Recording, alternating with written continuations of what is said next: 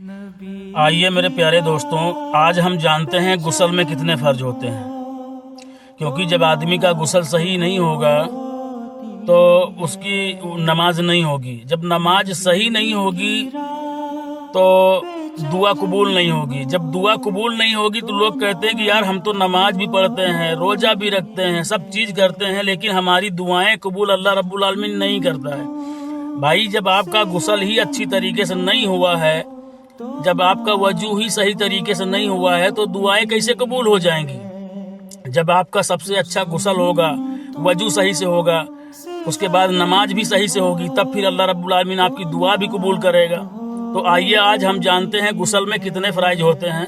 Video थोड़ा लंबा हो जाएगा भाई, वीडियो पूरा देख के जाना, क्योंकि हर एक मुसलमान के लिए, जो नमाजी हैं, रोज़ रखते हैं, उनके लिए बहुत ख़ास ज़रूरी ये वीडियो है। और शेयर भी करें अपने दोस्तों के पास में। अस्सलामु अलैकुम वरहमतुल्लाहि वबरकातुहू। गुस्ल करने का मुकम्मल तरीका आपको प्रैक्टिकल बता रहा हूँ। ये पानी भरा रखा है, ये लोटे में भी पानी है।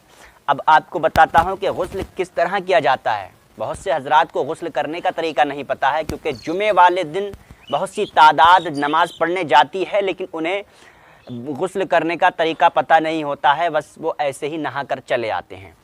तो प्रैक्टिकल तरीका आपको बताता हूँ। सबसे पहले हमें क्या करना होता है, सबसे पहले हमें गट्टों तक यानी कलाइयों तक हमें 3 बार हाथ धोना होता है। अच्छे से हाथ धो लें और उंगली का भी जो है खलाल कर लें इस तरह से। और ये 3 मरतबा में हमने हाथों को धो लिया है। अब उसके बाद हमें इस्तिंजा की जगह को धोना है। और बेहतर तरीका ये है कि नाभ से लेकर के पैरों तक अच्छे से नीचे का धड़ धो लें, यानी जिस्म का आधा हिस्सा धो लें। तो ये बेहतर तरीका है। और जिस जगह पर निजास्त लगी हो, गंदगी लगी हो, नापाकी लगी हो, उसको दूर कर लें। इस तरह से जब नाभ से लेकर के नीचे का हिस्सा अच्छी तरह से जब धुल जाए, उसके बाद हमें बाकायदा नमाज की तरह वज़ू करना है। जैसे हम नमाज में वज़ू करते हैं वैसी नमाज के लिए जैसे वज़ू करते हैं वैसे हमें वज़ू करना है। जैसे 3 बार हाथ धोना, उंगलियों का खलाल भी कर लेना होता है, ठीक। अब कुल्ली करना 3 मरतबा। 3 बार कुल्ली करने के बाद उसके नाक में पानी चढ़ाते हैं 3 बार। और उसके बाद अच्छे से बाएं हाथ की सबसे छोटी उंगली डाल करके नाक को अच्छी तरीके से साफ़ कर लें। और फिर चेहरा 3 मरतबा धो लें। 3 बार चेहरा धोएं। और दाढ़ी है तो दाढ़ी का खलाल कर लें इस तरह से। 3 बार में अगर चेहरा ना धुल पाए तो 4 बार 5 बार में भी अच्छे से साफ़ कर लें। फिर 3 मरतबा कोहनियों तक सीधा हाथ पहले धोएं, दाहिना हाथ। और फिर उल्टा पानी भी डालने से यह है कि पानी अच्छे से बालों के ज़रिए अंदर पहुंच जाता, कोई बाल खुश्क नहीं रहता। फिर दूसरा हाथ यानी बायां हाथ भी 3 मरतबा धो लें। फिर मसाह कर लें,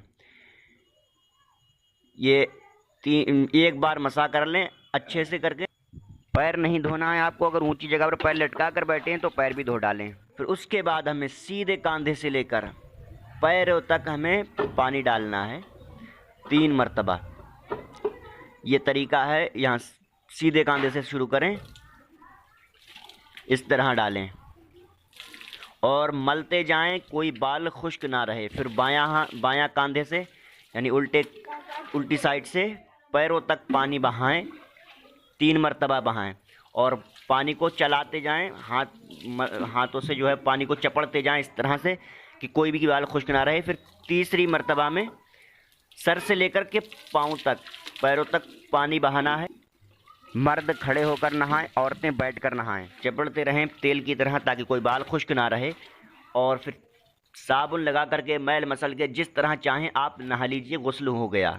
ये गुस्ल का मुकम्मल तरीका हो गया। और आपको बता दूं कि औरतें भी इसी तरह से गुस्ल करेंगी, कोई फ़र्क नहीं है।